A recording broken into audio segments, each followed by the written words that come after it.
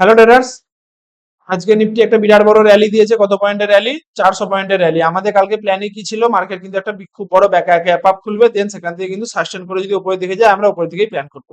তো আজকের প্ল্যান কি ছিল যদি আমরা দেখি, তো সেখানে কি দেখবো যে মার্কেট কিন্তু গ্যাপ আপ খুলেছিল যথারীতি, দেন নিচে এসে সাপোর্ট নিয়ে কিন্তু আবার উপরের দিকে ওঠার চেষ্টা করছে। ঠিক আছে, তো কালকের জন্য আমরা অ্যানালিসিস করবো। চলো ভিডিওটা শুরু করা যাক।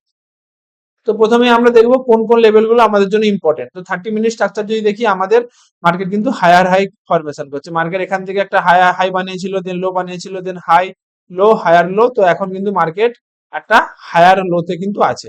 তো মার্কেট কি করবে কাল? মার্কেট যদি এই লেভেলে কি এই লেভেলে কি এই লেভেলে খুলে, তাহলে কিন্তু এখান থেকে সাপোর্ট নিয়ে মার্কেট কিন্তু উপরের দিকে যাওয়ার চেষ্টা করবে এবং নতুন একটা হাই বানানোর চেষ্টা করবে। ঠিক আছে, এবং যদি সেই হাইটা ফেলিওর হয়ে যায়, সেই হাইটা যদি ফেলিওর হয়ে যায়, এখানে যদি না বানাতে পারে, তাহলে কিন্তু এই যে একটা এখানে কিন্তু একটা এম প্যাটার্ন টাইপ অফ বানিয়ে কিন্তু মার্কেট কিন্তু ফল করতে পারে।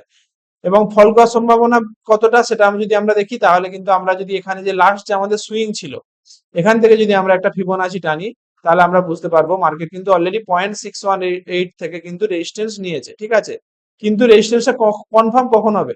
এইভাবে যে বাইং এসেছে, এইভাবে পুল ব্যাক দিয়েছে, তো বাইং আসার কথা এবং 0.618টা কিন্তু ব্রেকডাউন করার কথা। ঠিক আছে, তো এখান থেকে কি করতে পারে মার্কেট? একটু উপরে যেয়ে কিন্তু এখানে এম প্যাটার্ন বানিয়ে কিন্তু আবার মার্কেট ফল করতে পারে। আদারওয়াইজ কি করতে পারে?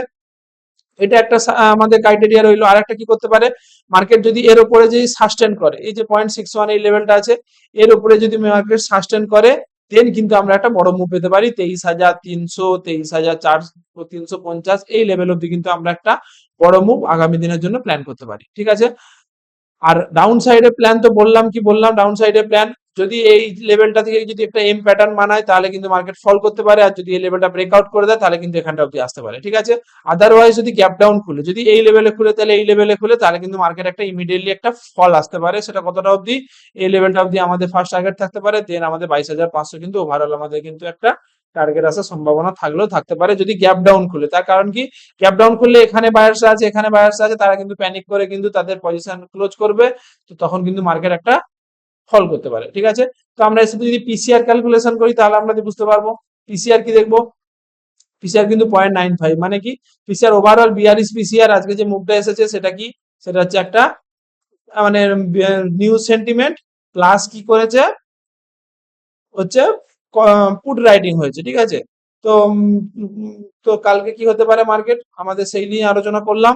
আদারওয়াইজ আমরা ওয়াই হচ্ছে বিয়ারিশ।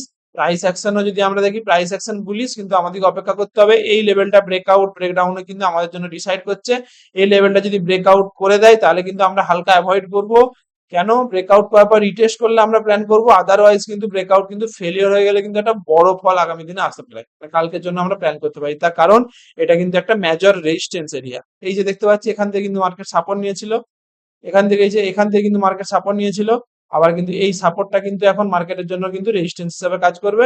আর একটা কি কনফার্মেশন, এই যে লাস্ট যে আমাদের সুইং ছিল, এটা 0.618 কিন্তু আমাদের হচ্ছে কি বলবো পুল ব্যাক জোন। ঠিক আছে, তো মার্কেট এখান থেকে ব্রেকআউট করতে গেলে মার্কেট কে এখানে সাইডওয়েজ থাকতে হবে, আদারওয়াইজ ব্রেকআউট করে কিন্তু মানে রিটেস্ট করতে হবে, তবেই কিন্তু ব্রেকআউটটা কনফার্ম হবে।